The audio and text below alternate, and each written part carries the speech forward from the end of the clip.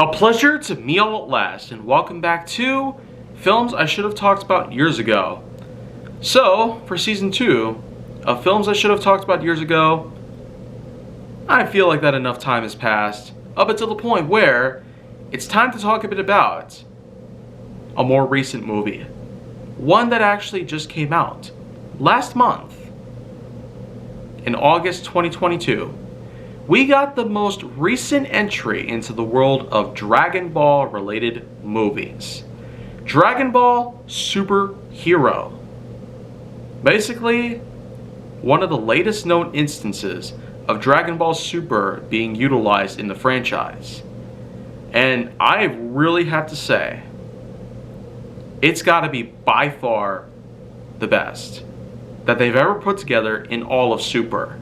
Super itself was a pretty decent way to attempt to continue the franchise after the Majin Buu saga, with Battle of Gods and Resurrection F pretty much serving as precursors, but let me just say, this one has not only the ability to overtake every potential, but it far surpasses the likes of just about every known piece of Dragon Ball history that's ever possibly occurred. Broly doesn't necessarily hold any accountability within the series. It hardly remains canonical as is. Therefore, it's probably not relevant today. However, what Super Hero does that's different is basically going back to its roots and giving us some of the oldest pieces of history. You see, what happens in this film is we get a bit of a backstory, an explanation on how a young child known by the name of Goku, a former Saiyan of planet Vegeta, which was destroyed by the tyrant known as Frieza. Goku survived on Earth, grew up, fought in the Tenkaichi Budokai, learned Turtle School with Master Roshi, grew up with some friends, students that also was in the same school as he was, fought off, got a lot of people out there. Lots of villains. Raditz, Nappa, Vegeta, the Ginyu Force, Frieza, King Cold. Just about everything you can think of. The androids, Cell, Majin Buu, and many others. However, one is certain that Goku as a young child, if you're familiar with the original Dragon Ball anime from the 80s, basically tops off with an incredible battle sequence. One boy and a pole versus an army. An army that is bent on using an item known as the Dragon Balls, which are capable of granting any wish possible. You could even wish for such things as bringing people back from the dead and even immortality. So, what happened here was that supposedly the Red Ribbon Army, as it's called, led by Commander Red, they attempted to use the Dragon Balls for complete and total annihilation and destruction of planet Earth. But annihilation and destruction of planet Earth was completely thwarted thanks to the likes of the one and only Goku himself. As a child, he took just about everybody down within the series. Dragon Ball basically ended on a very high note shortly after. But of course, the Cell Saga elaborates that Dr. Gero, one of the only surviving members of the army itself, continued his research, and after a long time had passed, he was able to create devastating, powerful androids. Both he and Android 19 managed to invade an island, and Goku was able to find out about this thanks to the information given to him by a child known by the name of Trunks, who appeared from the distant future. And then of course, the Battle of the Androids took place. Cell came by, gobbled up the androids, absorbed their power, and became perfect. But thanks to the efforts and potential of a Super Saiyan 2 Gohan, even with one arm, he and the spirit of his own father were able to take down Cell with a single Kamehameha blast just like that. And so, that alone is the end of an era for what the Red Ribbon Army had tried to do. Meanwhile, after the events of Battle of Gods, Broly, the Tournament of Power, and all that good stuff, what we have here is something you would not have expected. It turns out that Dr. Gero actually has a grandson, known as Dr. Hedo. And Dr. Hedo actually is released from prison, but not from basically blowing up a chunk of it. He basically gets picked up by a relative of Commander Red, known as Commander Magenta. And Magenta is basically owning an undercover cosmetics corporation. It's basically the Red Ribbon Army HQ in disguise. And the funding that they are receiving from the many cosmetic products being sold are specifically used for research and development of all things. After a long time had passed since the many, many events of the Z-Fighters against the many threats on Earth had taken place, they were bound to try at it again. World domination or bust. And the way they were able to do so was to create an undercover city, thoroughly dedicated to the Red Ribbon Army as a whole. The many soldiers that came by, the many agents that took place, were all basically put together specifically so that way both the likes of Magenta and Hedo could form a valiant effort to create a potential destructive weapon. A weapon unlike anything that the Z-Fighters have ever encountered before. It's unlike any possibility that you could have ever seen in your whole life. It's none other than Cell Max. If you thought that the original Cell was terrifying in terms of pure power, raw strength, and incredible speed, take a look at Cell Max. Yeah, you think it's not very original, but in reality, I mean, in a way to try and revitalize Cell from the ground up, I suppose they had to do something about it. On top of all that, this is the Red Ribbon Army we're talking about. They practically specialize in android-based weaponry. On top of all that, there was a duo known as Gamma 1 and Gamma 2. And these were two androids specifically meant for combat in the same way as what the original androids had done. Except they're built to be a little more tactical in a way. Distinguished by head crests and colored in red and blue. So, right off the bat, we do have ourselves a nice nifty new set of antagonist characters. At the same time, however, there's also protagonist characters out there. Because during the opening sequence as well, shortly after the events of Hedo and Magenta take place, inside a limousine, we get to meet up with the one and only Namekian Z-Fighter known as Piccolo, former Demon King as well as a big rival to Goku, and a majority of the Z-Fighters in general. Yeah, it seems after all these years he's hardly changed his ways and did a lot to basically help them out in their fights. But he is in fact an ally. He was actually willing to babysit the daughter of Goku and Videl, daughter of Mr. Satan, who is seen as a martial arts champion, a tournament legend, and supposedly the savior of the Earth after the cases of Cell and Majin Buu were all resolved. Well, of course, we know that's not actually true. The Z-Fighters were responsible for the destruction of Cell and Buu, not Satan. Anyways, Videl and Gohan both have themselves their own child named Pan. And Pan is in fact being taught by Piccolo various techniques, including learning how to fly. Unfortunately, she doesn't get a whole lot of progress. Eventually, Piccolo needs to go into the house to answer a cell phone call from Videl herself. She basically goes in and explains that Pan needs to be picked up from a preschool and that he should check up on Gohan for the most part. And then, of course, well, here's the funny part. Videl even offers Piccolo a plushie. Oh my gosh, Piccolo's freaking reaction to this is just amazing. Like, I've never laughed so hard at a moment where Piccolo is just irritated by somebody's offer like that. I mean, wow. Only Chris Sabat can pull this stuff off, you guys. Only Chris himself.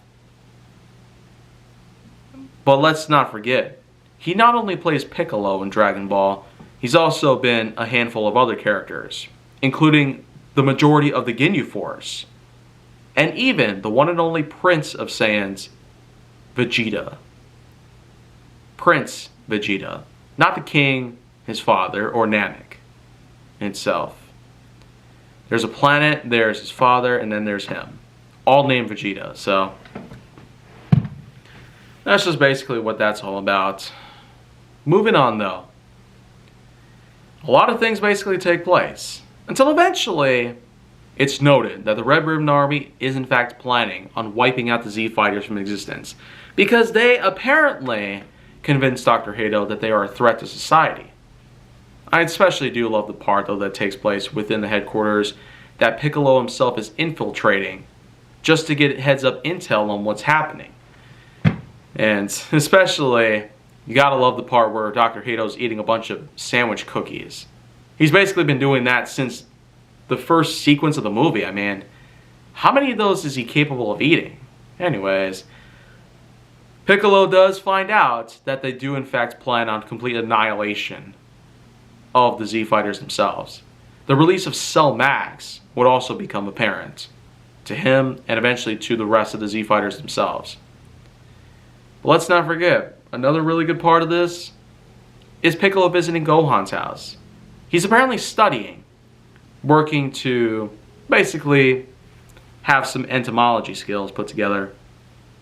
Then of course we can't forget about Piccolo's outfit. I mean, he puts it right on Gohan and it just crushes him down to the ground. I mean, that's how bad he slacked off on his training. Of course, you remember why he was so weak and unbelievably bad in the rest of the series, especially after the Buu saga had taken place.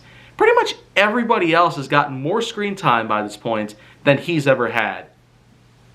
But by this point is actually where we get to see a bit more of both Gohan and Piccolo.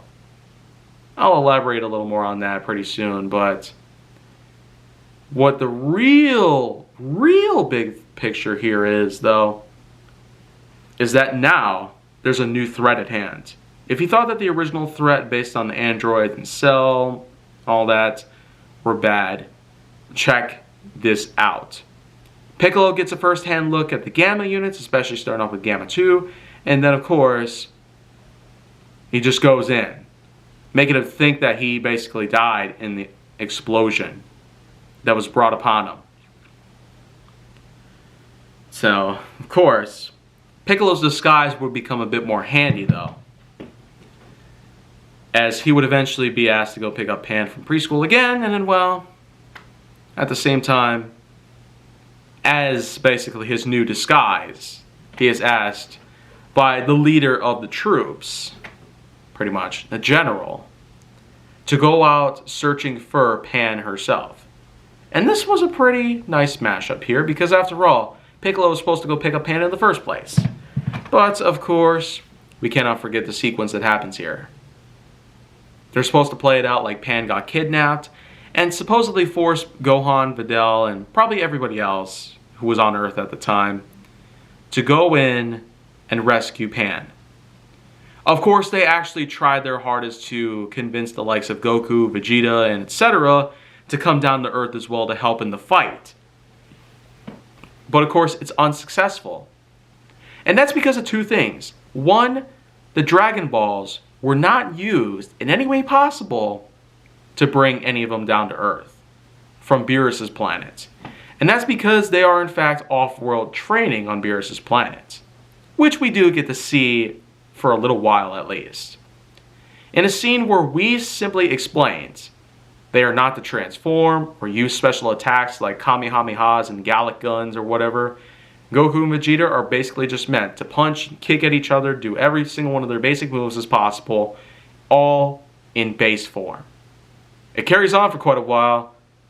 Broly basically watches from a safe distance, along with some others. Meanwhile, back on Earth, the Dragon Balls are actually used as a means of giving Piccolo a potential unlock. Pretty much in the same way that Grand Elder Guru had given a potential unlock to both Krillin and Gohan on planet Namek, before its destruction by Frieza, of course. But, of course, you would not trust a single thing that I say after this. Because the Dragon Balls on Earth are now able to grant 3 wishes instead of just 1, similar to the Namekian ones. But the Earth Dragon Balls, while they were used for 1 big wish, and that was to give Piccolo a potential unlock, which makes his power undeniably huge. So, once again, I'll elaborate on that in a little while.